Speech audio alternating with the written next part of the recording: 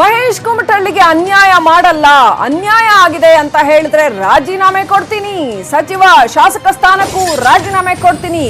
ಮತ್ತೆ ರಮೇಶ್ ಜಾರಕಿಹೊಳಿ ಖ್ಯಾತೆ ತೆಗೆದಿದ್ದಾರೆ, ಸ್ಫೋಟಕ ಹೇಳಿಕೆ ಕೊಟ್ಟಿದ್ದಾರೆ. ಮಹೇಶ್ ಕುಮಟಳ್ಳಿಯಿಂದ ಸರ್ಕಾರ ಬಂದಿದೆ, ಮಹೇಶ್ ಕುಮಟಳ್ಳಿಗೆ ಉನ್ನತ ಹುದ್ದೆ ಸಿಗಲಿದೆ ಅಂತ ಹೇಳಿದ್ದಾರೆ. ಮಾರ್ಚ್ನಲ್ಲಿ ಬೆಳಗಾವಿ ಡಿಸಿಸಿ ಬ್ಯಾಂಕ್ ಚುನಾವಣೆಯ ವಿಚಾರಕ್ಕೆ ಸಂಬಂಧಪಟ್ಟಂತೆ ಕೂಡ ಸಾಕಷ್ಟು ಮಾತುಗಳು ಬಂದವು. ರಮೇಶ್ ಜಾರಕಿಹೊಳಿ ಹೇಳಿರ್ತಕ್ಕಂಥದ್ದು ಸ್ಫೋಟಕ ಹೇಳಿಕೆ. ಕುಮಟಳ್ಳಿಗೆ ಅನ್ಯಾಯ ಆಗಕ್ಕೆ ಬಿಡಲ್ಲ, ಮಹೇಶ್ ಕುಮಟಳ್ಳಿಯಿಂದ ಸರ್ಕಾರ ಬಂದಿದೆ. ಇದೊಳ್ಳೆ ಕಥೆ ಆಯ್ತಲ್ಲ, ಯಾರ್ಯಾರಿಂದ ಸರ್ಕಾರ ಬಂದಿದೆ ಅಂತ ಅನ್ನೋದೇ ದೊಡ್ಡ ಚರ್ಚೆ ಆಗ್ಬಿಟ್ಟಿದೆ. ಈಗ ಮಹೇಶ್ ಕುಮಟಳ್ಳಿಯಿಂದ ಸರ್ಕಾರ ಬಂದಿದೆ, ಉನ್ನತ ಹುದ್ದೆ ಸಿಗಲಿದೆ ಮಹೇಶ್ ಕುಮಟಳ್ಳಿಗೆ ಅಂತ ಜಾರಕಿಹೊಳಿ ಹೇಳಿದ್ದಾರೆ. ಮಾರ್ಚ್ನಲ್ಲಿ ಬೆಳಗಾವಿಯ ಡಿಸಿಸಿ ಬ್ಯಾಂಕ್ ಚುನಾವಣೆ ವಿಚಾರಕ್ಕೆ ಸಂಬಂಧಪಟ್ಟ ಹಾಗೆ ಕತ್ತಿ ಬ್ರದರ್ಸ್ ಹಾಗೂ ಬಾಲಚಂದ್ರ ಜಾರಕಿಹೊಳಿ ನಾನು ಸೇರಿ ಚುನಾವಣೆ ಮಾಡ್ತೀವಿ, ಲಕ್ಷ್ಮಣ ಸವದಿ ಅವರ ಮುಂದಿನ ನಡೆ ಬಗ್ಗೆ ಗೊತ್ತಿಲ್ಲ ಅಂತ ಸಾಹುಕಾರ್ ಹೇಳಿದ್ದಾರೆ. ಡಿಸಿ ಬ್ಯಾಂಕ್ ನಾವು ರಮೇಶ್ ಕತ್ತಿ ನಾವು ಒಂದಲ್ಲ, ಅವ್ರನ್ನ ಕೂಡಿ ಮಾಡ್ತೀವಿ. ನಮಗ ನೋಡಿ ಅದರಲ್ಲಿ ನೋಡ್ರಿ ಪಕ್ಷ ಅಲ್ಲ, ಅದು ಸಂಘದಲ್ಲಿ ಸಂಘಟನೆ ಕಳೆದ ಬಾರಿದ್ದಾಗ ಸೇಮ್ ನಾವು ಕತ್ತಿಯನ್ನ ಕೂಡಿ ಇಲೆಕ್ಷನ್ ಮಾಡ್ತೀವಿ. ನನಗೆ ಗೊತ್ತ ಕತ್ತಿ ಜಾರಕಿಹೊಳಿ ಕೂಡಿ ಇಲೆಕ್ಷನ್ ಮಾಡ್ತೇವೆ, ನಮ್ಗಳಿಗೆ ಗೊತ್ತಿಲ್ಲ. ಕತ್ತಿ ಜಾರಕಿಹೊಳಿ ಮೊದಲನೇ ಕೂಡಿದ ನಾವು ಯಾವಾಗ ಕೆಟ್ಟದ ನಾವು ಹೊಸ ಮಂದಿ ಯಾರ ಹಳಿ ಮಂದಿ ಅವರ ಹಳಿ ಮಂದಿ ಯಾರು ಹೊಸ ಮಾಡೋದಿಲ್ಲ, ಇದ್ದಾರ ಕಂಟಿನ್ಯೂ ಆಗ ಅದ್ರೊಳಗೆ ಹೆಚ್ಚಾಗಿ ಚೇಂಜ್ ಮಾಡಿದ್ರೆ ಬಾಲಚಂದ್ರ ಜಾರಕಿಹೊಳಿ ಮಹೇಶ್ ಕುಮಟಳ್ಳಿ ತ್ಯಾಗನಿರತ ರಾಜ್ಯ ಸರ್ಕಾರ ಇದೆ. ಬಿಜೆಪಿ ಸರ್ಕಾರ ಮೇನ್ ಕಾರಣಭೂತರ ಮಹೇಶ್ ಕುಮಟಳ್ಳಿ ಇನ್ನೂ ಉನ್ನತ ಹುದ್ದೆ ಸಿಗ್ಬೋದು ಅವ್ರಿಗೆ. ನೋಡಿ ಅನ್ಯಾಯ ಮಾಡಕ್ ಕೊಡುದಿಲ್ಲ, ಅನ್ಯಾಯ ಮಾಡಕ್ ಕೊಡುದಿಲ್ಲ. ಅದು ಅವ ಹೇಳಿ ರಮೇಶ್ ಅನ್ಯಾಯ ಮಾಡಕ್ ಹೇರ ನಾ ಮಂತ್ರಿ MLC ಶಾಸಕರು ರಾಜೀನಾಮೆ ಕೊಡ್ತಾನ ಅನ್ಸಿರ್ಬೇಕು, ಹಂಗೆ ಸಾಧ್ಯ ಇಲ್ಲ. ಡಿಸಿ ಬ್ಯಾಂಕ್ ನಾವು ರಮೇಶ್ ಕತ್ತಿ ನಾವು ಒಂದಲ್ಲ, ಅವ್ರನ್ನ ಕೂಡಿ ಮಾಡ್ತೀವಿ. ನಮಗ ನೋಡಿ ಅದರಲ್ಲಿ ನೋಡ್ರಿ ಪಕ್ಷ ಅಲ್ಲ, ಅದು ಸಂಘದಲ್ಲಿ ಸಂಘಟನೆ ಕಳೆದ ಬಾರಿದ್ದಾಗ ಸೇಮ್ ನಾವು ಕತ್ತಿಯನ್ನ ಕೂಡಿ ಇಲೆಕ್ಷನ್ ಮಾಡ್ತೇವೆ. ನನಗೆ ಗೊತ್ತ ಕತ್ತಿ ಜಾರಕಿಹೊಳಿ ಕೂಡಿ ಇಲೆಕ್ಷನ್ ಮಾಡ್ತೇವೆ, ನಮ್ಗಳಿಗೆ ಗೊತ್ತಿಲ್ಲ. ಕತ್ತಿ ಜಾರಕಿಹೊಳಿ ಮೊದಲನೇ ಕೂಡಿದ ನಾವು ಯಾವಾಗ ಕೆಟ್ಟದ ನಾವು ಹೊಸ ಮಂದಿ ಅಲ್ಲ. ರೈಟ್, ಈ ಬಗ್ಗೆ ಇನ್ನಷ್ಟು ಅಪ್ಡೇಟ್ ಪಡ್ಕೊಳ್ಳೋಣ. ನಮ್ಮ political bureau chief Chidananda Patel ನೇರ ಸಂಪರ್ಕದಲ್ಲಿದ್ದಾರೆ. ಚಿದಾನಂದ ಪಟೇಲ್, ಒಂದ್ ಸ್ವಲ್ಪ ದಿನ ನಮ್ ಕ್ಯಾಮರಾ ಕಂಡ್ರೆ ಬೇಡಪ್ಪ ಅಂತ ಓಡೋಗ್ತಾ ಇದ್ರು ರಮೇಶ್ ಜಾರಕಿಹೊಳಿ ಅವರು. ಈಗ ಕ್ಯಾಮರಾ ಮುಂದೆ ಬಂದಿದ್ದಾರೆ, ಡಿಸಿಸಿ ಬ್ಯಾಂಕ್ ಎಲೆಕ್ಷನ್ ಬಂತು ಅಂತ ಕ್ಯಾಮರಾ ಮುಂದೆ ಬಂದಿದ್ದಾರೆ. ಏನೇನು ಹೇಳಿದ್ರು ಪಟೇಲ್?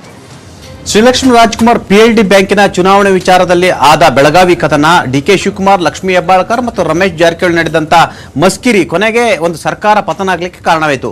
ಇದೀಗ ಒಂದು ಸರ್ಕಾರ ಪತನವಾಗಿ ಆಪರೇಷನ್ ಕಮಲವಾಗಿ ಇದೀಗ ಬಿಜೆಪಿ ಸರ್ಕಾರ ಬಂದಿದೆ.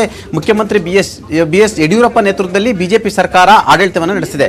ಇದೇ ಸಂದರ್ಭದಲ್ಲಿ ಇದೀಗ ಜಲಸಂಪನ್ಮೂಲ ಸಚಿವರಾಗಿರುವಂತಹ ರಮೇಶ್ ಜಾರಕಿಹೊಳಿ ಯಾರು ಸರ್ಕಾರವನ್ನು ಪತನಗೊಳಿಸಿದ್ರು ಮತ್ತು ಮತ್ತೊಂದು ಸರ್ಕಾರಕ್ಕೆ ಅಡಿಗಲ್ಲು ಹಾಕಿದ್ರು, ಅವರೇ ಇದೀಗ ಎಲ್ಲ ಒಂದ್ ಕಡೆ ಮುಖ್ಯಮಂತ್ರಿ BS ಯಡಿಯೂರಪ್ಪನವರಿಗೆ ಎಚ್ಚರಿಕೆಯನ್ನು ಕೊಡ್ತಿದ್ದಾರೆ. ಆ ಮುಖಾಂತರ ಮತ್ತೆ ಬೆಳಗಾವಿ ದಂಗಲ್ಗೆ ಇದು ಕಾರಣಕರ್ತ ಆಗುತ್ತೆ ಅನ್ನೋ ಒಂದು ಮಾತು ಕೂಡ ಕೇಳಿ ಬರ್ತಿದೆ ಶ್ರೀಲಕ್ಷ್ಮಿ. ಯಾಕಂತ ಹೇಳಿದ್ರೆ ಇದೀಗ ಈ ಹಿಂದೆ DCC ಬ್ಯಾಂಕ್ ಚುನಾವಣೆ ಸಂದರ್ಭದಲ್ಲಿ ಲಕ್ಷ್ಮಣ್ ಸವದಿಯನ್ನು ಸೋಲಿಸಲು ಕತ್ತಿ ಮತ್ತು ಜಾರಕಿಹೊಳಿ ಬ್ರದರ್ಸ್ಗೂ ಒಟ್ಟಾಗಿ ಕೊನೆಗೆ ಉಮೇಶ್ ಕತ್ತಿಯವರ ಸಹೋದರ ರಮೇಶ್ ಕತ್ತಿಯವರನ್ನ ಅಲ್ಲಿ DCC ಬ್ಯಾಂಕ್ಗೆ ಪ್ರತಿಷ್ಠಾಪಿಸಿದ್ರು. ಇದೀಗ ಮತ್ತೆ ಮಾರ್ಚ್ನಲ್ಲಿ ಚುನಾವಣೆ ಇರೋದ್ರಿಂದ ಇದೀಗ ಮಾರ್ಚ್ನಲ್ಲಿ ಒಂದ್ ಕಡೆ ಎಲ್ಲ ಒಂದ್ ಕಡೆ ಈ ಇಬ್ಬರು ಮತ್ತೆ ಒಂದಾಗ್ತಿದ್ದಾರೆ. ಆ ಮುಖಾಂತರ ಸವದಿ ವಿರುದ್ಧ ಈಗ ಮತ್ತೆ ತೊಡೆ ತಟ್ಟಲು ಆರಂಭಿಸಿದ್ದಾರೆ. ಆ ಮುಖಾಂತರ ಈ ಸರ್ಕಾರ ರಚನೆ ಆಗಲಿಕ್ಕೆ ಕಾರಣ ಮಹೇಶ್ ಕುಮಟಳ್ಳಿ ಅಂತವರ ರಾಜೀನಾಮೆಯಿಂದ ಅನ್ನೋ ಮುಖಾಂತರ ಲಕ್ಷ್ಮಣ್ ಸವದಿಯಿಂದ ಅಲ್ಲ. ಹಾಗಾಗಿ ಮಹೇಶ್ ಕುಮಟಳ್ಳಿಯವರಿಗೆ ಅನ್ಯಾಯ ಆದ್ರೆ ನಾನು ಸಹಿಸಲ್ಲ ಅನ್ನೋ ಮುಖಾಂತರ ಮತ್ತು ರಾಜೀನಾಮೆ ಕೊಡ್ತೀವಂತ ಎಚ್ಚರಿಕೆಯನ್ನು ಕೊಡುವ ಮುಖಾಂತರ ಇಲ್ಲ ಒಂದ್ ಕಡೆ ಮತ್ತೆ ದಂಗಲ್ ಆರಂಭವಾಗಿದೆ. ಇದು ಲಕ್ಷ್ಮಣ್ ಸವದಿಯ ಹೆಸರಿನ ಪರೋಕ್ಷ ದಂಗಲ್ ಅಂತಲೇ ಹೇಳಲಾಗ್ತಿದೆ. ಆ ಮುಖಾಂತರ ಮುಖ್ಯಮಂತ್ರಿಗಳನ್ನ ಮತ್ತು ಸರ್ಕಾರ ಹಿಡಿತಕ್ಕೆ ತೆಗೆದುಕೊಳ್ಳಲು ಇದೀಗ ಮತ್ತೆ ಬೆಳಗಾವಿ ರಾಜಕಾರಣ ಈ ಮುಖಾಂತರ ಎಂಟ್ರಿ ಕೊಟ್ಟಿದೆ ಅಂತ ಹೇಳಲಾಗ್ತಿದೆ. ಎಲ್ಲ ಒಂದ್ ಕಡೆ ಮಹೇಶ್ ಕುಮಟಳ್ಳಿ ಅವರನ್ನ DCC ಬ್ಯಾಂಕ್ ಅಧ್ಯಕ್ಷಗಿರಿಗೆ ಎಲ್ಲ ಒಂದ್ ಕಡೆ ಕೂರಿಸಲು ಇದೊಂದು ಪ್ಲಾನ್ ನಡೆದಿದೆಯಾ, ಎಲ್ಲೊಂದ್ ಕಡೆ ಈ ಸಂಬಂಧಪಟ್ಟಾಗ ಈಗಾಗಲೇ ಪೂರ್ವ ನಿಯೋಜಿತವಾಗಿ ಎಲ್ಲವೂ ಕೂಡ ನಡೀತಿದೆ ಎಂಬುದಕ್ಕೆ ಇಲ್ಲ ಸೂಕ್ಷ್ಮವಾಗಿ ರಮೇಶ್ ಜಾರಕಿಹೊಳಿ ಹೇಳಿಕೆ ನಮಗೆ ಗೊತ್ತಾಗಲಿದೆ ಶ್ರೀಲಕ್ಷ್ಮಿ. ಯಾಕಂತ ಹೇಳಿದ್ರೆ ಮುಖ್ಯಮಂತ್ರಿ BS ಯಡಿಯೂರಪ್ಪನವರಿಗೆ ನಮಗೆ ಸರ್ಕಾರ ಮುಖ್ಯ ಅಲ್ಲ, ಮಹೇಶ್ ಕುಮಟಳ್ಳಿ ಮುಖ್ಯ, ಸರ್ಕಾರ ರಚನೆಗೆ ಕಾರಣಕರ್ತರಾದಂಥವರು ಮುಖ್ಯ.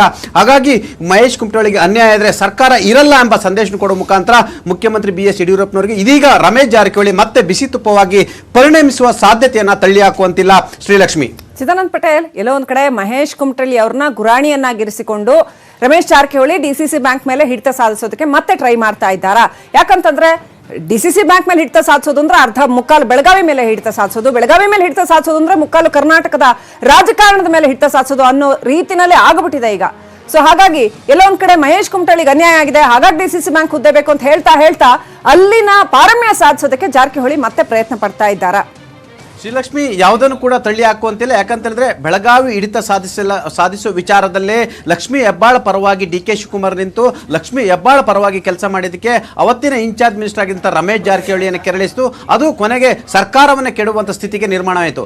ಇದೀಗ ಬೆಳಗಾವಿ ಹಿಡಿತ ಒಂದ್ ಕಡೆ ಅನ್ನೋದಕ್ಕಿಂತಲೂ ಪ್ರಮುಖವಾಗಿ ಡಿ.ಸಿ.ಸಿ ಬ್ಯಾಂಕ್ ಹಿಡಿತ ಸಿಕ್ಕಿದ್ರೆ ಅಲ್ಲಿರ್ತಕ್ಕಂಥ ಬೆಳಗಾವಿ ಇಡೀ ಒಂದು ರೈತ ಸಮುದಾಯ.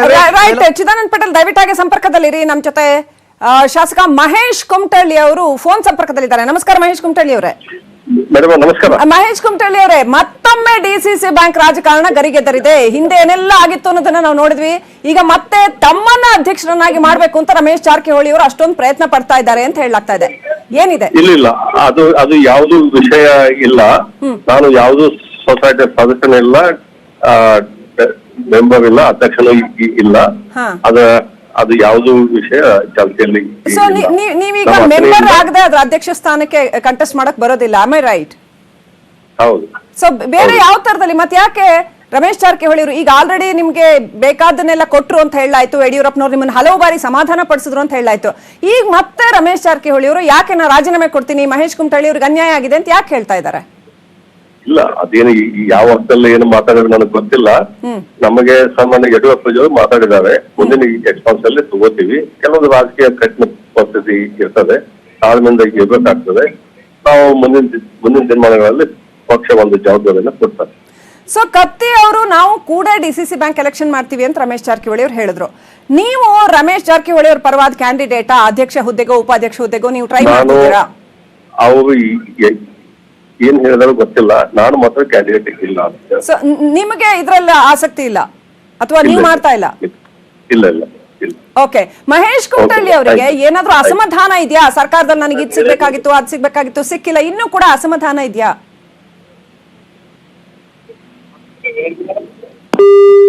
ಓಕೆ, ಮಹೇಶ್ ಕುಮಟಳ್ಳಿ ಅವರು ಫೋನ್ ಕಟ್ ಮಾಡಿದ್ರು. ಇನ್ನೂ ಕೂಡ ಏನಾದ್ರೂ ಅಸಮಾಧಾನ ಇದೆಯಾ ಅಂತ ನಾವು ಕೇಳಿದ ಪ್ರಶ್ನೆಗೆ ಮಹೇಶ್ ಕುಮಟಳ್ಳಿ ಅವರು ಉತ್ತರ ಕೊಡ್ಲಿಲ್ಲ. ಆದ್ರೆ ಡಿ.ಸಿ.ಸಿ ಬ್ಯಾಂಕ್ ರಾಜಕಾರಣ ಅಷ್ಟು ಸುಲಭದ ವಿಚಾರ ಅಲ್ಲ. ಸ್ವತಃ ಮಹೇಶ್ ಕುಮಟಳ್ಳಿ ಅವರು ಹೇಳ್ತಾ ಇದ್ದಾರೆ ತನಗೆ ಆಸಕ್ತಿ ಇಲ್ಲ ಅಥವಾ ತಾನು ಇದರಲ್ಲಿ ಭಾಗವಾಗಿಲ್ಲ ಅನ್ನೋದನ್ನ ಹೇಳ್ತಾ ಇದ್ದಾರೆ.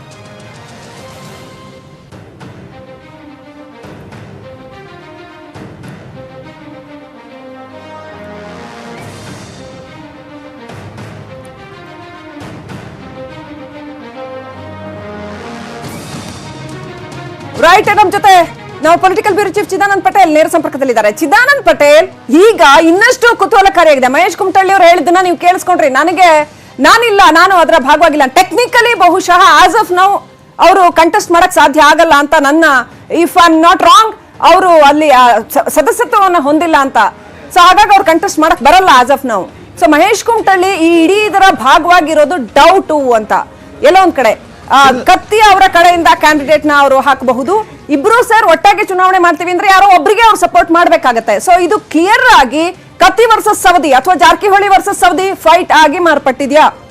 ಶ್ರೀಲಕ್ಷ್ಮಿ, ಪ್ರಮುಖವಾಗಿ ಇಲ್ಲಿ Savadi versus Jarkiholi and Umesh Katti brothers ನಡುವಿನ ಇದು ಕದನ ಅಂತಲೇ ಹೇಳಲಾಗ್ತಿದೆ. ಯಾಕಂತ ಹೇಳಿದ್ರೆ ಲಕ್ಷ್ಮಣ್ ಸವದಿ ಅವರಿಗೆ ಒಂದ್ ಕಡೆ RSS ಕೃಪಾಪೋಷಿತ ಇದೆ, ಅಲ್ಲದೆ ಜೊತೆಗೆ DCM ಆಗಿದ್ರಿಂದ ಮುಖ್ಯಮಂತ್ರಿಗಳೆಲ್ಲ ಎಲ್ಲಾದ್ರೂ ಡಿ.ಸಿ.ಸಿ ಬ್ಯಾಂಕ್ ಚುನಾವಣೆಯಲ್ಲಿ ಅವ್ರ ಪರವಾಗಿ ನಿಂತರೆ ಅದು ಎಲ್ಲೊಂದ್ ಕಡೆ ಇವರಿಬ್ಬರಿಗೂ ತೊಂದರೆ ಆಗುತ್ತೆ.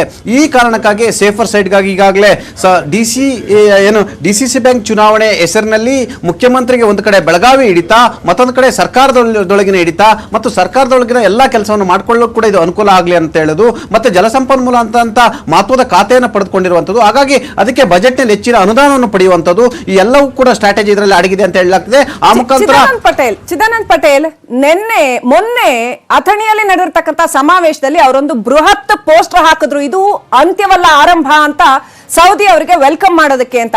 ಸೊ ಈ ಆರಂಭ ಅನ್ನೋದರ ಹಿಂದಿರುವ ಮರ್ಮ ಏನು ಅಂತ, ಡಿ.ಸಿ.ಸಿ ಬ್ಯಾಂಕ್ ಚುನಾವಣೆ ವಿಚಾರದಲ್ಲಿ ಹಿಂದಿನ ಸಾರಿ ಆದಂತಹ ಒಂದು ಕಹಿಯ ಅನುಭವ ಈ ಸಾರಿ ಮರುಕಳಿಸದ ಹಾಗೆ ಸೌದಿ ಅವರು ರಣತಂತ್ರ ಹೆಣೆದಿದ್ದಾರೆ ಅನ್ನುವಂಥದ್ದು ಕೇಳಿ ಬರ್ತಾ ಇದೆ. ಸೊ ಈ ಸಾರಿ ಇನ್ನಷ್ಟು ಪ್ರಾಬಲ್ಯ ಸಾಧಿಸ್ತಾರಾ ಸೌದಿ ಅವರು? ಏನಿದೆ? ಖಂಡಿತವಾಗಿ, ಯಾಕಂತೇಳಿದ್ರೆ ಮಹೇಶ್ ಕುಮಟಳ್ಳಿ ಅಥಣಿ ಕ್ಷೇತ್ರದ ಸದ್ಯ MLA ಆಗಿದ್ದಾರೆ. ಆದರೆ ಸೋತಿರ್ತವಂಥ ಲಕ್ಷ್ಮಣ್ ಸವದಿ MLC ಆಗಿ ಸಚಿವರಾಗಿದ್ದಾರೆ. ಆ ಮುಖಾಂತರ ನಾನು ಈ ಕ್ಷೇತ್ರದಲ್ಲಿ ಇರ್ತೇನೆ ಮತ್ತು ಮುಂದೆ ಇರ್ತೇನೆ ಅನ್ನೋ ಮುಖಾಂತರ ನಂದು ಅಂತ್ಯ ಆಗಿಲ್ಲ, ರಾಜಕೀಯ ಈ ಕ್ಷೇತ್ರದಲ್ಲಿ ಆರಂಭವಾಗ್ತಿದೆ ಅನ್ನೋ ಮುಖಾಂತರ ಮಹೇಶ್ ಕುಮಟಳ್ಳಿಗೂ ಕೂಡ ಟಾಂಗನ್ನು ಕೊಡಲಾಗಿದೆ. ಜೊತೆಗೆ ರಮೇಶ್ ಜಾರಕಿಹೊಳಿಗೂ ಕೂಡ ಎಲ್ಲ ಒಂದು ಕಡೆ ಟಾಂಗನ್ನು ಕೊಡಲಾಗಿದೆ. ಇದರ ಬೆನ್ನಲ್ಲೇ DCC ಬ್ಯಾಂಕ್ ಚುನಾವಣೆಯನ್ನು ಕೂಡ ತಾವು ಅಖಾಡದಲ್ಲಿ ಇದ್ದೀವಿ ಮತ್ತು ಅಖಾಡದಲ್ಲಿ ಜಯಗಳಿಸ್ತೀವಿ ಎನ್ನುವ ಸಂದೇಶವನ್ನು ಕಳಿಸುವ ಮುಖಾಂತರ ಇದು ಬೆಳಗಾವಿ ರಾಜಕಾರಣದಲ್ಲಿ ಒಂದೇ ಪಕ್ಷದ 3 ಕುಟುಂಬಗಳ ನಡುವಿನ ಶೀತಲ ಸಮರ ಆರಂಭವಾಗಿದೆ. ಆ ಮುಖಾಂತರ ಇದು ಸರ್ಕಾರಕ್ಕೆ ಇದು ಎಲ್ಲೊಂದು ಕಡೆ ಮುಂದಿನ ದಿನದಲ್ಲಿ ಎಚ್ಚರಿಕೆ ಸಂದೇಶ ಅಂತ ಹೇಳಿದ್ರು ತಪ್ಪಾಗಲಾರದು. Srilakshmi. Right, thank you Chidanand Patel ಡೀಟೇಲ್ಸ್ಗಾಗಿ. ಒಟ್ಟಾರೆ ಬೆಳಗಾವಿಯಲ್ಲಿ ಮತ್ತೆ DCC ಬ್ಯಾಂಕ್ ಚುನಾವಣೆಯ ಹವಾ ಎದ್ದಿರ್ತಕ್ಕಂಥದ್ದು. ಕಳೆದ ಸಾರಿ Lakshmi Hebbalkar was a major player. So ಈ ಸಾರಿ ಅವರೇನ್ ಮಾಡ್ತಾರೆ? ಬೆಳಗಾವಿಯಲ್ಲಿ ಸಾಕಷ್ಟು ಜನ ಮುಖಂಡರಿದ್ದಾರೆ. ಅದು ಶಶಿಕಲಾ ಜೊಲ್ಲೆ ಅವರು ಇರ್ಬೋದು ಅಥವಾ ಲಕ್ಷ್ಮೀ ಹೆಬ್ಬಾಳ್ಕರ್ ಇರ್ಬೋದು. ಇಡೀ ಬೆಳಗಾವಿ ದೊಡ್ಡ ದೊಡ್ಡ ರಾಜಕಾರಣಿಗಳ ಒಂದು ಆಡಂಬಲ ಆಗಿದೆ. ಹಾಗಾಗಿ ಈ ಸಾರಿ DCC ಬ್ಯಾಂಕ್ ಅಧ್ಯಕ್ಷ ಸ್ಥಾನವನ್ನ ಯಾರು ಹಿಡಿತಾರೆ ಮತ್ತು ಅದು ಬೇರೆ ಯಾವೆಲ್ಲ ತರದ ರಾಜಕಾರಣದ ಪರಿಣಾಮಗಳನ್ನ ಉಂಟು ಮಾಡುತ್ತೆ, ರಾಜ್ಯ ರಾಜಕೀಯದ ಮೇಲೆ ಅದು ಯಾವೆಲ್ಲ ರೀತಿಯ ಪರಿಣಾಮಗಳನ್ನ ಉಂಟು ಮಾಡುತ್ತೆ? ಲಕ್ಷ್ಮಣ ಸವದಿ DCM ಆಗಿ ಅಧಿಕಾರ ವಹಿಸಿಕೊಂಡ ನಂತರ ರಾಜಕಾರಣದ 2ನೇ ಪರ್ವ ಆರಂಭ ಆಗಿದೆ ಅಂತ ಹೇಳಲಾಗ್ತಾ ಇದೆ. ಮತ್ತಷ್ಟು ಸ್ಟ್ರಾಂಗ್ ಆಗಿ, ಮತ್ತಷ್ಟು ಬಲಿಷ್ಠವಾಗಿ, ಸ್ಟ್ರಾಟಜಿಕ್ ಆಗಿ ಬೆಂಬಲ ಪಡ್ಕೊಂಡು ಅಖಾಡಕ್ಕಿಳಿತಾ ಇದ್ದಾರೆ ಅಂತ ಹೇಳಲಾಗ್ತಾ ಇದೆ. ಹಾಗಾಗಿ ಈ ಸಾರಿ ಗೆಲುವಿನ ಸೂತ್ರಧಾರರು ಯಾರಾಗ್ತಾರೆ, DCC ಬ್ಯಾಂಕ್ ಅಧ್ಯಕ್ಷ ಉಪಾಧ್ಯಕ್ಷ ಸ್ಥಾನಕ್ಕೆ ಯಾರು ಆ ಅಧಿಕಾರವನ್ನು ಹಿಡಿತಾರೆ ಅನ್ನೋ ವಿಚಾರ ಇದೀಗ ಬೆಳಗಾವಿ ಮತ್ತು ರಾಜ್ಯ ರಾಜಕಾರಣದ ವಿಚಾರದಲ್ಲಿ ಸಾಕಷ್ಟು ಕುತೂಹಲ ಮೂಡಿಸಿದೆ.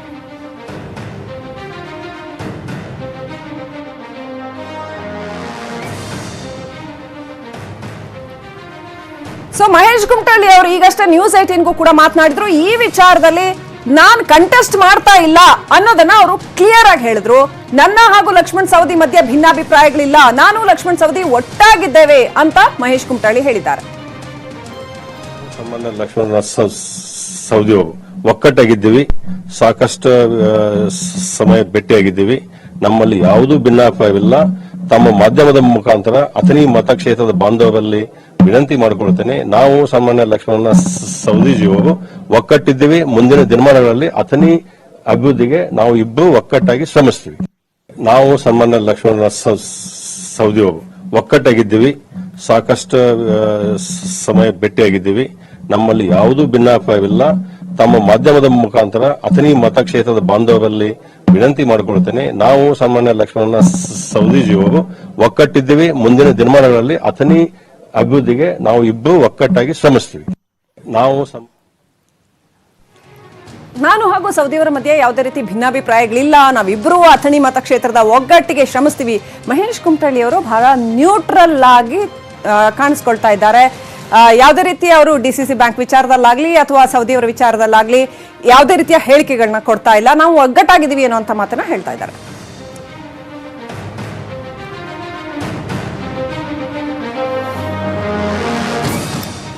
ದೇಶದ್ರೋಹ ಪ್ರಕರಣಗಳ ಬಗ್ಗೆ ಸರ್ಕಾರ ಅಲರ್ಟ್ ಆಗಿದ್ದು ನಾಳೆ ಅಧಿಕಾರಿಗಳ ಜೊತೆ ಗೃಹ ಸಚಿವ ಬಸವರಾಜ ಬೊಮ್ಮಾಯಿ ಸಭೆ ನಡೆಸಲಿದ್ದಾರೆ.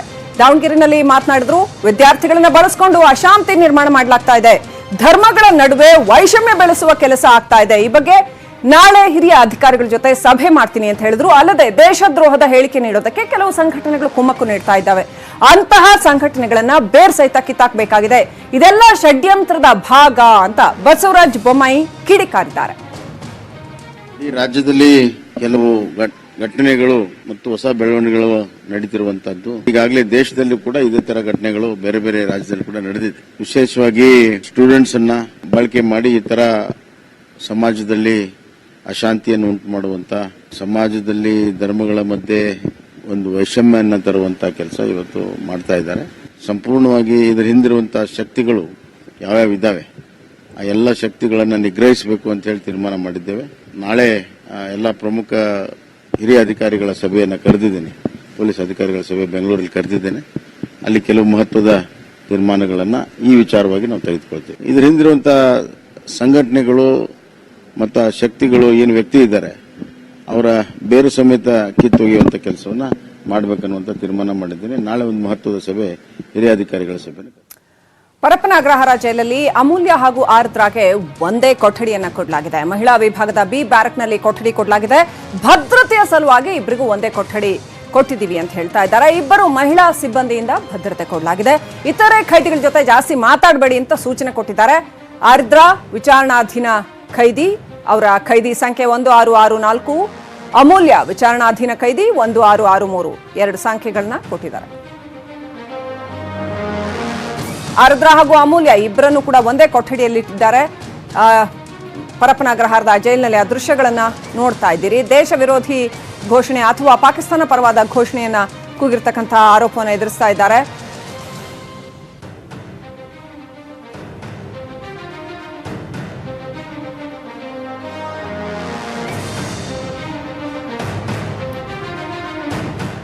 ಸಿಎಎ ಪರ ರ್ಯಾಲಿಗಳಲ್ಲಿ ಪಾಕ್ ಪರ ಘೋಷಣೆ ಕೂಗಿದವರ ವಿರುದ್ಧ ರಾಜ್ಯವ್ಯಾಪಿ ಆಕ್ರೋಶ ವ್ಯಕ್ತವಾಗ್ತಾ ಇದೆ. ಇವತ್ತು ಕೂಡ ಅಲ್ಲಲ್ಲಿ ಪ್ರತಿಭಟನೆಗಳು ನಡೆದಿದ್ದಾವೆ. ಅಮೂಲ್ಯ ಗಡೀಪಾರಿಗೆ ಒತ್ತಾಯ ಮಾಡಲಾಗ್ತಾ ಇದೆ. ಕಾರ್ಯಕ್ರಮ ಆಯೋಜಕರ ಮೇಲೆ ಕ್ರಮ ಯಾಕೆ ಕೈಗೊಂಡಿಲ್ಲ ಅಂತ ಆಗ್ರಹ ಕೇಳಿಬಂದಿದೆ. ಕಲಬುರಗಿನಲ್ಲಿ ಶ್ರೀರಾಮ ಸೇನೆಯ ಕಾರ್ಯಕರ್ತರು ಟೈರ್ಗೆ ಬೆಂಕಿ ಹಚ್ಚಿ ಅಮೂಲ್ಯ ಭಾವಚಿತ್ರ ಸುಟ್ಟ ಹಾಕಿ ಆಕ್ರೋಶ ಹೊರಹಾಕಿದ್ರು. ಇನ್ನೊಂದು ಕಡೆ ಅಮೂಲ್ಯ ಆರ್ದ್ರ ಗಡೀಪಾರು ಮಾಡಿ ಅಂತ ಮೈಸೂರಿನ ಗನ್ ಹೌಸ್ ಬಳಿ ಕೂಡ ಪ್ರತಿಭಟನೆ ನಡೆಯಿತು. ಮತ್ತೊಂದು ಕಡೆ ವಿಜಯಪುರದಲ್ಲಿ ಬಿಜೆಪಿಯ ಜಿಲ್ಲಾ ಘಟಕ ಪ್ರತಿಭಟನೆ ನಡೆಸಿತು. ದೇಶ ವಿರೋಧಿ ಹೇಳಿಕೆ ನೀಡದಂತೆ ಕಡಿವಾಣ ಹಾಕಬೇಕು ಅಂತ ಒತ್ತಾಯಿಸಲಾಯಿತು. ಆರ್ದ್ರ ಅಮೂಲ್ಯರಂಥ ದೇಶದ್ರೋಹಿಗಳನ್ನ ಬಿಡುಗಡೆ ಮಾಡಬೇಡಿ ಅಂತ ಹೇಳ್ತಾ ಇದೆ ಶ್ರೀರಾಮ ಸೇನೆ. ಅವರನ್ನ ಬಿಡುಗಡೆ ಮಾಡಿದ್ರೆ ಎನ್ಕೌಂಟರ್ ಮಾಡ್ತೇವೆ ಅಂತ ಮತ್ತೊಂದು ವಿವಾದದ ಕಿಡಿ ಹೊತ್ತಿಸಿದ್ದಾರೆ. ಶ್ರೀರಾಮ ಸೇನೆ ಮುಖಂಡ ಸಂಜೀವ್ ಮರಡಿ ಈ ವಿವಾದವನ್ನು ಮಾಡಿರ್ತಕ್ಕಂಥವ್ರು. ದೇಶದ್ರೋಹಿಗಳು ಎನ್ಕೌಂಟರ್ ಮಾಡಿದವರಿಗೆ, ಈ ದೇಶದ್ರೋಹಿಗಳನ್ನ ಎನ್ಕೌಂಟರ್ ಮಾಡಿದವರಿಗೆ 10 ಲಕ್ಷ ರೂಪಾಯಿ ಬಹುಮಾನ ಕೊಡ್ತೀವಿ ಅಂತ ಮರಡಿ ಘೋಷಣೆ ಮಾಡಿದ್ದಾರೆ. ಗಡಿಪಾರು ಮಾಡಬೇಕು, ಗಡಿಪಾರು ಮಾಡಬೇಕು, ಗಡಿಪಾರು ಮಾಡಬೇಕು, ಗಡಿಪಾರು ಮಾಡಬೇಕು, ಗಡಿಪಾರು ಮಾಡಬೇಕು. ದೇಶದ್ರೋಹಿ ಅಮೂಲ್ಯಗೆ, ದೇಶದ್ರೋಹಿ ಅಮೂಲ್ಯಗೆ. Welcome back. ಬಿಜೆಪಿ ಭಿನ್ನರ ಮೇಲೆ ಗುಪ್ತಚರ ಇಲಾಖೆ ಹದ್ದಿನ ಕಣ್ಣಿಟ್ಟಿದೆ. ಓಹೋ, ಗುಪ್ತಚರ ಇಲಾಖೆ ಇರೋದು ಈ ಬಿಜೆಪಿ ಭಿನ್ನಮತಿಯರ ಮೇಲೆ ಕಣ್ಣಿಡೋದಕ್ಕೆ ಅಂತ ಆಯ್ತು. ಅಲ್ಲಿಗೆ ಇಷ್ಟೆಲ್ಲ ಕ್ರೈಮ್ ಪ್ರಕರಣಗಳು ನಡೀತಾ ಇದ್ದಾವೆ, ಇಷ್ಟೆಲ್ಲ ದೇಶ ವಿದ್ರೋಹಿ ಪ್ರಕರಣಗಳು ನಡೀತಾ ಇದ್ದಾವೆ. ಇಂಥ ಸಂದರ್ಭದಲ್ಲಿ ಗುಪ್ತಚರ ಇಲಾಖೆ ಏನ್ ಮಾಡ್ತಾ ಇದೆ ಅಂದ್ರೆ ಅಲ್ಲಿ ಯಾರೋ ಭಿನ್ನಮತೀಯ ಚಟುವಟಿಕೆ ಮಾಡ್ತಾ ಇದ್ದಾರೆ, ಅವ್ರ ಮೇಲೆ ಕಣ್ಣಿಟ್ಟಿದೆ. ಅವರ ಹೋಟೆಲ್ಗಳು, ಅವರ ಮನೆಗಳು ಅಲಿತಾ ಇದ್ದಾರೆ ಅಧಿಕಾರಿಗಳು. ಸಿಎಂರ ಸೂಚನೆ ಮೇರೆಗೆ, ಬಿಎಸ್ವೈ ಅವರ ಸೂಚನೆ ಮೇರೆಗೆ ಗುಪ್ತಚರ ಇಲಾಖೆ ಅಧಿಕಾರಿಗಳು ಈ ತರ ಕಣ್ಣಿಟ್ಟಿದ್ದಾರೆ. ಕೆಲವು ಸಚಿವರು, ಶಾಸಕರ ಮನೆಗಳ ಬಳಿ ರೌಂಡ್ಸ್ ಹಾಕ್ತಾ ಇದ್ದಾರೆ. ಇದೇ ಕೆಲಸನ ಅಧಿಕಾರಿಗಳಿಗೆ, ಇದಕ್ಕೋಸ್ಕರ ಜನರ ತೆರಿಗೆ ದುಡ್ಡಲ್ಲಿ ಅವ್ರಿಗೆ ಪೇ ಮಾಡ್ಲಾಗತ್ತಾ? ಪಂಚತಾರಾ ಹೋಟೆಲ್ಗಳ ಬಳಿ ಅಧಿಕಾರಿಗಳು ಓಡಾಡ್ತಾ ಇದ್ದಾರೆ ಅನ್ನೋ ಮಾಹಿತಿ ಬಂದಿದೆ. ಸೊ ಎಲ್ಲೆಲ್ಲಿ ಯಾರ್ಯಾರ ನೇತೃತ್ವದಲ್ಲಿ ಏನೇನು ಸಭೆ ನಡೆಯುತ್ತೆ, ಆ ಸಭೆಯಲ್ಲಿ ಏನೇನು ಭಿನ್ನಮತೀಯ ಚಟುವಟಿಕೆಗಳು ನಡೆಯುತ್ತೆ, ಇದರ ಮಾಹಿತಿಯನ್ನ ನಮ್ಮ ಇಂಟೆಲಿಜೆನ್ಸ್ ಅಧಿಕಾರಿಗಳು ಕಲೆ ಹಾಕುವ ಘನ ಕಾರ್ಯ ಮಾಡ್ತಾ ಇದ್ದಾರೆ.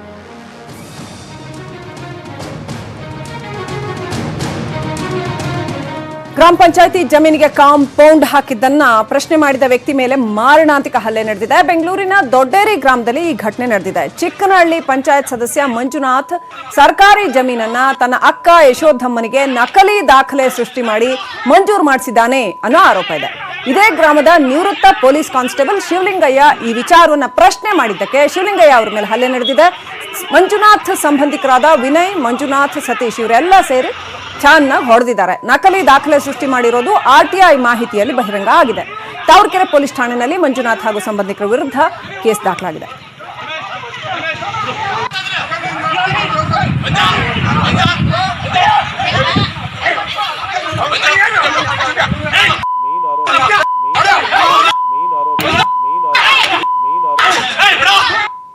ಬೆಂಗಳೂರಲ್ಲಿ ಖತರ್ನಾಕ್ ಖದೀಮ ಕಳ್ಳ ಒಬ್ಬ ರೆಡ್ ಹ್ಯಾಂಡ್ ಆಗಿ ಸಿಕ್ಕಾಕೊಂಡು ಬಿದ್ದಿದ್ದಾನೆ. ಪುಟ್ಟೇನಹಳ್ಳಿ ಮುಖ್ಯ ರಸ್ತೆಯ ಮನೆಯೊಂದರಲ್ಲಿ ಕಳ್ತನ ಮಾಡಕ್ ಹೋಗಿದ್ದಾನೆ. ಮನೆ ಒಳಗಡೆ ನುಗ್ಗಿ ಕಳ್ತನ ಮಾಡೋದಕ್ಕೆ ಪ್ರಯತ್ನ ಪಟ್ಟಿದ್ದಾನೆ. ಆದ್ರೆ ಮನೆಯಿಂದ ಹೊರಗೆ ಬರೋದಕ್ಕೆ ಸಾಧ್ಯ ಆಗಿಲ್ಲ. ಕಿಟಕಿಯಿಂದ ಹಾರ್ ಬಂದ್ಬಿಡ್ಬೋದು ಅಂತ ಟ್ರೈ ಮಾಡಕ್ ಹೋಗಿದ್ದಾನೆ. ಅಲ್ಲಿಂದ ಹಾರಕ್ ಸಾಧ್ಯ ಆಗಿಲ್ಲ. ಅಲ್ಲಿಂದ ಕೆಳಗಿಳಿಯೋಕಾಗದೆ ಅಲ್ಲೇ ನೇತಾಡ್ತಾ ಇದ್ದಾನೆ. ಅಷ್ಟೊತ್ತಿಗೆ ಮನೆಯವರು ಮನೆ ಒಳಗಡೆ ಬಂದಿದ್ದಾರೆ. ಕಿಟಕಿ ಹತ್ತಿ ಕುಳಿತಿದ್ದ ಈತನನ್ನ ಮನೆಯವರು ಹಿಡಿದು ಕಟ್ ಹಾಕಿ ಪೊಲೀಸರಿಗೆ ಕೊಟ್ಟಿದ್ದಾರೆ. ಅಗ್ನಿಶಾಮಕ ಸಿಬ್ಬಂದಿ ಬಂದು ಈತನನ್ನ ಕೆಳಗಿಳಿಸಿದ್ದಾರೆ ಅಂತ ಹೇಳಲಾಯಿತು. ಪುಟ್ಟೇನಹಳ್ಳಿ ಪೊಲೀಸರು ವಿಚಾರಣೆ ನಡೆಸ್ತಾ ಇದ್ದಾರೆ. ಈತ ಮೂಲತಃ ಪಶ್ಚಿಮ ಬಂಗಾಳ ಮೂಲದವನು. ಮೇಲ್ನೋಟಕ್ಕೆ ಮಾನಸಿಕ ಅಸ್ವಸ್ಥನ ಹಾಗೆ ಕಂಡು ಬಂದಿದ್ದಾನೆ. ಪೊಲೀಸರು ವಿಚಾರಣೆ ನಡೆಸ್ತಾ ಇದ್ದಾರೆ.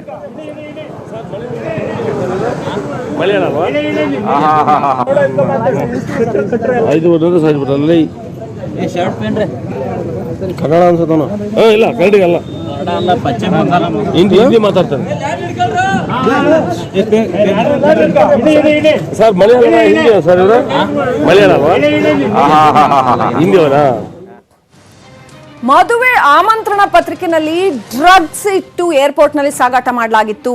ಕಸ್ಟಮ್ಸ್ ಅಧಿಕಾರಿಗಳು ಇದನ್ನ ಸೀಸ್ ಮಾಡಿದ್ದಾರೆ. ನೋಡಿ, ಮೇಲ್ನೋಟಕ್ಕೆ ಬಹಳ ರಟ್ಟಿನ ದಪ್ಪನೆಯ ಮದುವೆ ಆಮಂತ್ರಣ ಪತ್ರಿಕೆ ತರ ಕಾಣುತ್ತೆ. ಅದನ್ನ ಕಟ್ ಮಾಡಿದ್ರೆ ಒಳಗಡೆ ಡ್ರಗ್ಸ್ ಇಟ್ಟಿದ್ದಾರೆ. 5 kg ಮಾದಕ ವಸ್ತುವನ್ನ ಅಧಿಕಾರಿಗಳು ವಶಕ್ಕೆ ಪಡೆದಿದ್ದಾರೆ. ಎಪಿಡ್ರೇನ್ ಅನ್ನುವಂತಹ ಮಾದಕ ವಸ್ತು ಇದು. ಇದನ್ನ ಸಾಗಿಸುವಾಗ ವಶಕ್ಕೆ ಪಡ್ಕೊಂಡಿದ್ದಾರೆ. ಮಧುರೈನಿಂದ ಆಸ್ಟ್ರೇಲಿಯಾಕ್ಕೆ ಕಳಿಸಲಾಗ್ತಾ ಇತ್ತು. ಇದನ್ನ ಹಾಗೆ ಕಳಿಸುವಾಗ KIAL ಮೂಲಕ ಕಳಿಸುವಾಗ ಇದನ್ನ ವಶಕ್ಕೆ ಪಡೆದಿದ್ದಾರೆ. 43 ಆಮಂತ್ರಣ ಪತ್ರಿಕೆಗಳು ಕೊರಿಯರ್ ನಲ್ಲಿ ಇತ್ತಂತೆ. 5 ಕೋಟಿ ರೂಪಾಯಿ ಮೌಲ್ಯದ 5 kg ಡ್ರಗ್ಸ್.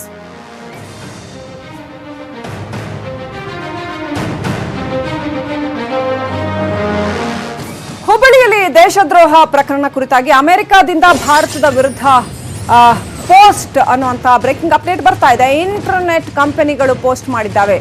ಫೇಸ್ಬುಕ್, ವಾಟ್ಸ್ಆಪ್ ಮೂಲಕ ಪೋಸ್ಟ್ ಮಾಡಲಾಗ್ತಾ ಇದೆ. ಗೃಹ ಸಚಿವ ಬಸವರಾಜ ಬೊಮ್ಮಾಯಿ ಹೇಳಿಕೆ ಕೊಟ್ಟಿದ್ದಾರೆ. ಇದನ್ನ ತಡೆಯೋದಕ್ಕೆ ಅಮೆರಿಕ ಪ್ರಯತ್ನ ಮಾಡ್ತಾ ಇಲ್ಲ ಅಂತ ಹೇಳಿದ್ದಾರೆ. ಈ ವಿಷಯವನ್ನ ಗಂಭೀರವಾಗಿ ತಗೊಂಡಿದ್ದೀವಿ. ಈ ಬಗ್ಗೆ ಕೇಂದ್ರದ ಜೊತೆ ಮಾತನಾಡ್ತೀನಿ. ದೇಶದ್ರೋಹದ ಪೋಸ್ಟ್ ಅನ್ನ ನಿರ್ಬಂಧಿಸಬೇಕು ಅಂತ ಹೇಳಿದ್ದಾರೆ. ಅಮೆರಿಕಾದಲ್ಲಿ ಬೇಸ್ ಹೊಂದಿರುವಂಥ ಈ ಇಂಟರ್ನೆಟ್ ಕಂಪನಿಗಳು ಫೇಸ್ಬುಕ್ಕು, ವಾಟ್ಸಪ್ಪು ನಮ್ಮ ಭಾರತ ದೇಶದಲ್ಲಿ ಭಾರತದ ವಿರುದ್ಧವೇ ಹಲವಾರು ಪೋಸ್ಟಿಂಗು ನಿರಂತರವಾಗಿ ನಡೀತಿದ್ದರೂ ಕೂಡ ಯಾವುದೇ ನಿಯಂತ್ರಣವನ್ನು ಅವ್ರು ಮಾಡ್ತಾ ಇಲ್ಲ. ಹೀಗಾಗಿ ನಾವು ಈ ವಿಷಯವನ್ನು ಕೂಡ ಗಂಭೀರವಾಗಿ ತೆಗೆದುಕೊಳ್ತೇವೆ ಮತ್ತು ಗೌರ್ಮೆಂಟ್ ಆಫ್ ಇಂಡಿಯಾಗೆ ಜೊತೆಗೆ ಮಾತನಾಡಿ ಇದಕ್ಕೆ ಏನೋ ನಿರ್ಬಂಧ ಹೇರಬೇಕು ಮತ್ತು ನಿಯಂತ್ರಣ ಮಾಡಬೇಕು. ಅವರು ಪೋಸ್ಟಿಂಗನ್ನು ಅವ್ರು ವೆರಿಫೈ ಮಾಡಿ ಆಮೇಲೆ ಮಾಡಬೇಕು. ದೇಶದ್ರೋಹದ ವಿಚಾರಗಳಿಗೆ ಅವಕಾಶಗಳನ್ನು ಈ ಇಂಟರ್ನೆಟ್ ಕಂಪ್ನಿಗಳು ಕೊಡಬಾರ್ದು. ಯಾಕಂದರೆ ಈ ಇಂಟರ್ನೆಟ್ ಮಾಧ್ಯಮ ಭಾಳ ಸುಲಭ ಆಗಿಬಿಟ್ಟಿದೆ. ಯಾವುದಾದ್ರೂ ಒಂದು ಘೋಷಣೆಯನ್ನು ಕೂಗಿ ಇಂಟರ್ನೆಟ್ಲಿ ಹಾಕಿಬಿಟ್ರೆ ಲಕ್ಷಾಂತರ ಜನರಿಗೆ ಮುಟ್ಟುವಂಥ ಒಂದು ವೇದಿಕೆ ಆಗಿದ್ದರಿಂದ, ಸೂಕ್ಷ್ಮತೆ ಆಗಿದ್ದರಿಂದ ಇದರ ಬಗ್ಗೆ ಗಂಭೀರವಾಗಿ ನಾವು ತೆಗೆದುಕೊಳ್ತೇವೆ. ಸೈಬರ್ ಕ್ರೈಮ್ ಅಡಿಯಲ್ಲಿ ಇದರ ಬಗ್ಗೆ ನಾವು ಚಿಂತನೆಯನ್ನು ಮಾಡ್ತಾಯಿದ್ದೇವೆ. ಅಮೆರಿಕಾದಲ್ಲಿ ಬೇಸ್ ಹೊಂದಿರುವಂಥ ಈ ಇಂಟರ್ನೆಟ್ ಕಂಪನಿಗಳು ಫೇಸ್ಬುಕ್ಕು, ವಾಟ್ಸಪ್ಪು ನಮ್ಮ ಭಾರತ ದೇಶದಲ್ಲಿ ಭಾರತದ ವಿರುದ್ಧವೇ ಹಲವಾರು ಪೋಸ್ಟಿಂಗು ನಿರಂತರವಾಗಿ ನಡೀತಿದ್ದರೂ ಕೂಡ ಯಾವುದೇ ನಿಯಂತ್ರಣವನ್ನು ಅವ್ರು ಮಾಡ್ತಾ ಇಲ್ಲ. ಹೀಗಾಗಿ 7 ತಿಂಗಳಿನಿಂದ ಅಲಿದವಳಿಗೆ ಸಾವಿನ ಶಿಕ್ಷೆ ಕೇಳಿದ್ದು ಒಂದು ಸೂರು, ಸಿಕ್ಕಿದ್ದು ನಿರ್ಲಕ್ಷ್ಯದ ವಿಷ. ಕಾಲಿಲ್ಲದವಳನ್ನ ಕೊಂದ್ರು ಅಧಿಕಾರಿಗಳು.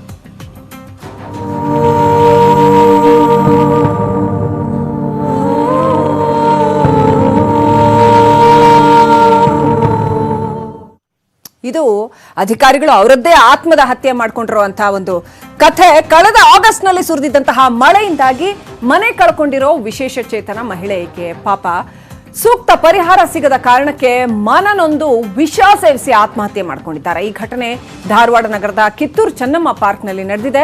ಆತ್ಮಹತ್ಯೆ ಮಾಡಿಕೊಂಡ ವಿಶೇಷ ಚೇತನ ಮಹಿಳೆ ಧಾರವಾಡದ ದುಬ್ಬನಮರಡಿ ಗ್ರಾಮದ ಮಂಜುಳಾ ಕಲ್ಲೂರ ಅಂತ ಗುರುತಿಸಲಾಗಿದೆ. ನಿರಂತರವಾಗಿ ಸುರಿದ ಮಳೆಗೆ ಮನೆ ಬಿದ್ದು ಹೋಗಿತ್ತು. ಪರಿಹಾರ ಕೊಡಿ ಅಂತ ಮಂಜುಳಾ ಹಲವು ಬಾರಿ ಜಿಲ್ಲಾಡಳಿತಕ್ಕೆ ಮನವಿ ಮಾಡಿದ್ದಾರೆ. ಪಾಪ ಇಂಥ ಪರಿಸ್ಥಿತಿನಲ್ಲಿ ಎಷ್ಟು ಸಾರಿ ಅಂತ ಅವರು ಜಿಲ್ಲಾಧಿಕಾರಿಗಳ ಕಚೇರಿಗೆ ಅಲಿತಾರೆ. ಜಿಲ್ಲಾಡಳಿತ 50,000 ರೂಪಾಯಿ ಪರಿಹಾರ ನೀಡಿ ಕೈ ತೊಳ್ಕೊಂಡಿತ್ತು. ಆದರೆ ಸಂತ್ರಸ್ತೆ ಮಹಿಳೆ ಎ ಕೆಟಗರಿಗೆ ಸೇರಿಸಿ 5 ಲಕ್ಷ ಪರಿಹಾರ ಕೊಡಿ ಅಂತ ಜಿಲ್ಲಾಡಳಿತಕ್ಕೆ ಸಾಕಷ್ಟು ಮನವಿ ಮಾಡಿಕೊಂಡಿದ್ದಾರೆ. ಆದರೂ ಕೂಡ ಜಿಲ್ಲಾಡಳಿತ ಸ್ಪಂದಿಸಿಲ್ಲ. ಮನನೊಂದು ವಿಷ ಸೇವಿಸಿ ಆತ್ಮಹತ್ಯೆ ಮಾಡಿಕೊಂಡಿದ್ದಾರೆ. ಸರ್ಕಾರದ ನಿರ್ಲಕ್ಷ್ಯದ ವಿರುದ್ಧ ಈಗ ಸಾರ್ವಜನಿಕರು ಆಕ್ರೋಶ ವ್ಯಕ್ತಪಡಿಸ್ತಾ ಇದ್ದಾರೆ.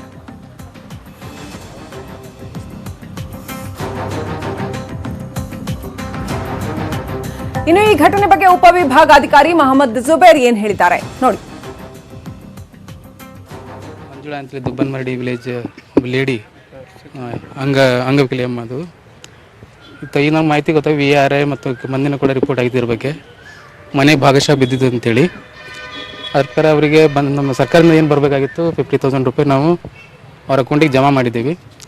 ಈಗ ಮತ್ತೆ ಅದ್ರ ಏನಿದೆ ಸರ್ ಹೆಚ್ಚಿನ ಮಾಹಿತಿ ನಾವು ಕಲೆಕ್ಟ್ ಮಾಡ್ತೀವಿ. ಮತ್ತು ನಮಗೆ ಸರ್ಕಾರದ ನಿಯಮ ಪ್ರಕಾರ ನಮಗೆ ABC3 ಕ್ಯಾಟಗರಿ ಮಾಡಿದ್ದಾರೆ. ಅದು 15 to 25% ಇದ್ದರೆ 50,000, ಆಮೇಲೆ 25 to 75 ಇದ್ದರೆ B ಕ್ಯಾಟಗರಿ ಈಗ 5 lakh ಮಾಡಿದ್ದಾರೆ. A ಕ್ಯಾಟಗರಿ ಮತ್ತು B ಅದೆರಡು ಕೂಡ ಈಗ 5 lakh ಮಾಡಿದ್ದಾರೆ.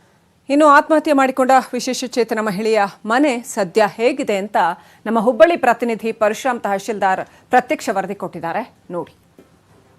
ಅತಿವೃಷ್ಟಿಯಿಂದ ಮನೆ ಕುಸಿದಿದ್ದರೂ ಕೂಡ ಸೂಕ್ತ ಪರಿಹಾರ ಸಿಗಲಿಲ್ಲ ಅಂತ ಮನನೊಂದು ಈಗಾಗಲೇ ಧಾರವಾಡ ಜಿಲ್ಲೆಯ ದುಬ್ಬನಮರಡಿ ಗ್ರಾಮದ ಮಂಜುಳಾ ಕಲ್ಲೂರ್ ಅವರು ವಿಷ ಸೇವಿಸಿ ಆತ್ಮಹತ್ಯೆಗೆ ಶರಣಾಗಿದ್ದಾರೆ. ನಾವೀಗ ಅವರ ಮನೆಯಲ್ಲಿದ್ದೇವೆ. ದೃಶ್ಯದಲ್ಲಿ ಗಮನಿಸಬಹುದು, ಏನು ದುಬ್ಬನಮರಡಿ ಗ್ರಾಮದಲ್ಲಿರುವಂತಹ ಈ ಒಂದು ಮನೆಯಲ್ಲಿಯೇ ಮಂಜುಳಾ ಕಲ್ಲೂರ್ ಅವರು ವಾಸವಿದ್ದರು. ಅವರ ಕುಟುಂಬ ಕೂಡ ಇಲ್ಲೇ ವಾಸವಿದೆ. ಆದರೆ ಈ ಮನೆ ಕಳೆದ ಆಗಸ್ಟ್ನಲ್ಲಿ ಸುರಿದಂತಹ ಭೀಕರ ಮಳೆಯಿಂದಾಗಿ ಕುಸಿದು ಹೋಗಿದೆ.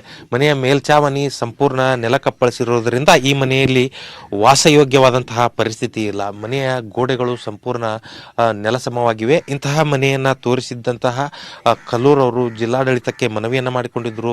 ಬೇರೆ ಮನೆ ಕಟ್ಟಲಿಕ್ಕೆ ಪರಿಹಾರವನ್ನು ಕೊಡುವಂತೆ ಮನವಿಯನ್ನ ಕೂಡ ಮಾಡಿಕೊಂಡಿದ್ರು. ಆದರೆ ಅವರಿಗೆ 50,000 ರೂಪಾಯಿಯನ್ನ ಕೊಟ್ಟಂತಹ ಜಿಲ್ಲಾಡಳಿತ ಅಷ್ಟರಲ್ಲಿಯೇ ಮನೆ ನಿರ್ಮಿಸಿಕೊಳ್ಳಿ ಅಂತ ಸೂಚನೆಯನ್ನ ನೀಡಿತ್ತು. ಹೀಗಾಗಿ ತೀವ್ರ ಮನನೊಂದಿದ್ದಂತಹ ಮಂಜುಳಾ ಕಲ್ಲೂರ್ ಅವರು 50,000ದಲ್ಲಿ ಮನೆ ಕಟ್ಟಲಿಕ್ಕೆ ಹೇಗೆ ಸಾಧ್ಯ, ಕನಿಷ್ಠ ಪಕ್ಷ ಮನೆ ಏನು ಎ ಕೆಟಗರಿಗೆ ಸೇರಿಸಿ 5 ಲಕ್ಷ ರೂಪಾಯಿ ಆದರೂ ಕೊಡಬೇಕು ಅನ್ನುವಂತಹ ಮನವಿಯನ್ನ ಮಾಡಿಕೊಂಡಿದ್ರು. ಸಾಕಷ್ಟು ಬಾರಿ ಕಚೇರಿಗಳಿಗೆ ಅಲೆದಾಟವನ್ನು ಕೂಡ ನಡೆಸಿದ್ರು. ಹೀಗಾಗಿ ಅವರಿಗೂ ಹಣ ಬರದಂತಹ ಕಾರಣದಿಂದಾಗಿ ಇದನ್ನು ಸಾಕಷ್ಟು ಬಾರಿ ಅವರು ಅಧಿಕಾರಿಗಳ ಗಮನಕ್ಕೆ ತರುವಂತಹ ಪ್ರಯತ್ನ ಮಾಡಿದ್ದಾರೆ. ಜಿಲ್ಲಾಧಿಕಾರಿ, ತಹಶೀಲ್ದಾರ್ ಸೇರಿದಂತೆ ಗ್ರಾಮದ ಏನು ಸದಸ್ಯರಿದ್ದಾರೆ ಗ್ರಾಮ ಪಂಚಾಯತ್ ಅವ್ರಿಗೂ ಕೂಡ ಮನವಿ ಮಾಡ್ಕೊಂಡಿದ್ದಾರೆ. ಆದರೂ ಕೂಡ ಯಾವುದೇ ಕ್ರಮ ಕೈಗೊಂಡಿಲ್ಲ. ಹೀಗಾಗಿ ಮನನೊಂದು ಅವರು ನಿನ್ನೆ ವಿಷ ಸೇವಿಸಿ ಆತ್ಮಹತ್ಯೆ ಮಾಡ್ಕೊಂಡಿದ್ದಾರೆ. ಈಗ ಬಸವರಾಜ್ ಅವರಿದ್ದಾರೆ, ಮಂಜುಳಾ ಅವರ ತಂದೆ. ಹೇಳ್ರಿ, ಮಂಜುಳಾ ಹೋಗುವಾಗ ಏನಂತ ಹೇಳಿ ಹೋಗಿದ್ರು ನಿಮ್ಗೆ? ಯಾಕೆ ಅವ್ರು ಮನನೊಂದಿದ್ರು ಅಂತ? ಮುಂಜಾನೆ ಹೋಗುವಾಗ್ರಿ ದಾಡಕ್ಕೆ ಹೋಗ್ತೇನಪ್ಪ ನಾನು ಅಂತೇಳಿ ಹೇಳಿದ್ರಿ. ಹೇಳಿಕಾರ ಹೋದಾಕ್ರಿ ಅಟ್ಟಾರಿ, ನಮ್ಗೇನು ಹೇಳಿಲ್ರಿ. ನಾನು ಏನು ಕೇಳಿಲ್ರಿ. ಹೋಗುವಾಗ ಕಾಲು ಬಿದ್ದಳ್ರಿ. ಹೋಗುವಾಗ ಕಾಲು ಬೀಳ ಅಂತ ಹೇಳ್ರಿ. ನಾನು ಏನು ಕೇಳಿಲ್ರಿ ಅದನ್ನು. ಅಲ್ಲಿಂದ ಹೊಳ್ಳಿ ಏನು ಸಾಲದೇನೈತೋ ಏನಾಯ್ತೋ ಅಲ್ಲಿ ಹೊಳ್ಳಿ ನಮ್ಗೆ ಮನೆ ಒಂದು 50 ಲಕ್ಷ ಗಂಟ್ಲೆದ್ದು ಮನೆದು ಇದಾಗಬೇಕಾಗಿತ್ತು. ಸಹೋದರಿ ಉಡಚಮ್ಮ ಕೂಡ ನಮ್ಮ ಜೊತೆಗಿದ್ದಾರೆ, ಅವ್ರನ್ನು ಮಾತಾಡ್ತೀನಿ. ಉಡಚಮ್ಮ, ಹೇಳ್ರಿ, ಏನಂತ ಹೇಳಿ ಅವರು ನಿಮ್ ಜೊತೆ ಮಾತಾಡ್ತಾ ಇದ್ರು? ಯಾಕೆ ಅವ್ರಿಗೆ ಬೇಜಾರಾಗಿತ್ತಂತ? ಅಂದ್ರೆ ಸಾಲ ಒಂದಿತ್ತು ರೀ ಅವ್ರಿಗೆ ರೀ. ಸಾಲ ಇದ್ದಿದ್ದಕ್ಕಾಗಿ ನಾನು ಮುಂದೆ ಹೆಂಗೆ ಮಾಡ್ಬೇಕು, ನಾನು ಇವ್ರನ್ನ ಕಟ್ಕೊಂಡು ಇವ್ರಿಗೆ ಏನು ಮಾಡ್ಬೇಕಂತ ಗೊತ್ತಾಗೋದಿಲ್ಲ. ನಾನೇ ದೊಡ್ಡ ಹಿರಿಯಾಳು, ಇವ್ರಿಗೆ ಸಣ್ಣ ಹುಡುಗರು ಇದ್ದಂಗೆ ಇವ್ರಿಗೆ ಏನು ತಿಳಿಯೋದೇ ಇಲ್ಲ ಅಂಥೇಳಿ ನಿನ್ನೆ ಎಲ್ಲ ಹೇಳ್ಕಾರ ಹೋದಳ್ರಿ. ನಾ ಇದ್ರ ಬಸ್ಸಿಗೆ ಬರತ್ತೇನೆ, ನನ್ನ ದಾರಿ ನೋಡಬೇಡ್ರಿ ನೀವು, ಒಟ್ಟು ನಾನು ಬರ್ತಾನ ಅಂತ ಹೇಳಿ ಹೋದ್ರಿ. ಡೈಲಿ ಒಟ್ಟ ನೀರು ಒಯ್ತಿರ್ಕಿಲ್ರಿ ಅವ್ರಿ. ಒಂದು ಬಾಟಲ್ ಒಳಗೆ ನೀರು ತುಂಬ್ಕೊಂಡು ಹೋಗ್ಬಿಟ್ರಿ. ಹಂಗಾರೆ ಮಧ್ಯಾಹ್ನ ಸುದ್ದಿ ಬಂದ್ಬಿಡ್ತೀರಿ. ಇದೇನು ಸಡನ್ ಆಗಿ ಸುದ್ದಿ ಬಂತಿದ್ವು ಅಂತೇಳಿ ಭಾಳ ಅಂದ್ರೆ ಭಾಳ ನಮ್ಗೆ ದುಃಖ ಆಗಿಬಿಡ್ತ್ರಿ ನಮ್ಗೆ. ಇದು ಏನು ಮಂಜುಳಾ ಕಲ್ಲೂರ್ ಇದ್ದಾರೆ, ಅವರ ಕುಟುಂಬದ ಮಾತು. ಸಾಕಷ್ಟು ನೊಂದ್ಕೊಂಡಿದ್ದಾರೆ ಮನೆಯವರು. ಕ್ಯಾಮ್ರಾ ಪರ್ಸನ್ ರಾಕೇಶ್ ಜೊತೆ ಪರಶುರಾಮ್, ತಹಶೀಲ್ದಾರ್, ನ್ಯೂಸ್ 18 ಕನ್ನಡ, ಧಾರವಾಡ.